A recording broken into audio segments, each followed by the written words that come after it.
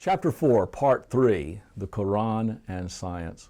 Modern Muslims, like modern Christians, are faced with the same challenge, which pits revelation versus modern science. As understood by the Qur'an, the world, both natural and metaphysical, is a seamless whole.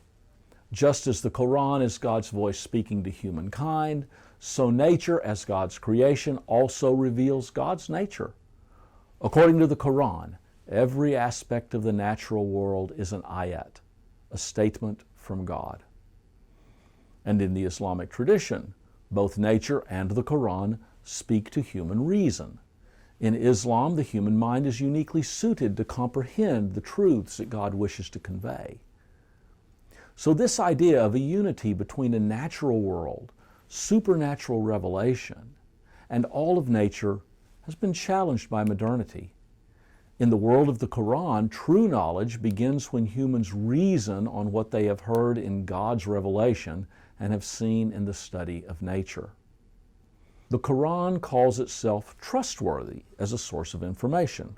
And of course, nature as a creation of God is trustworthy as well, as is the human mind. Because unlike Christianity, Islam has no concept of nature or the mind having been corrupted by the power of sin.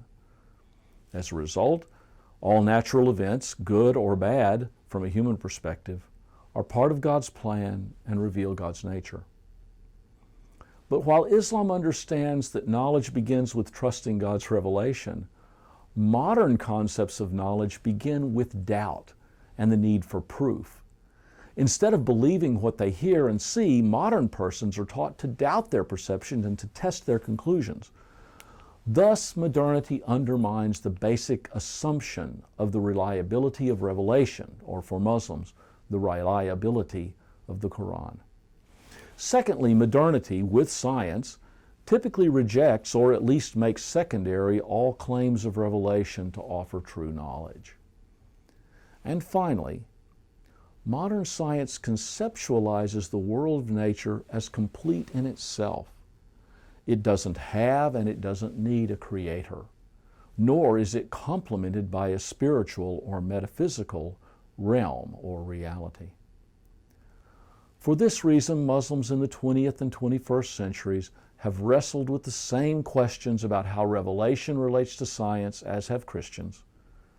Perhaps the only difference is that because the Qur'an has no creation story, Muslims haven't been so absorbed with questions about the age of the earth and the theory of evolution. Most Muslims can accept scientific accounts of both because they are consistent with the Qur'an. Still, Muslims, like all religious people, must reckon with the conflict between modern ways of knowing and those of traditional Islam. To resolve these conflicts, Muslims typically try to return to the earliest days of Islam, and we will see that in the next video. Thank you.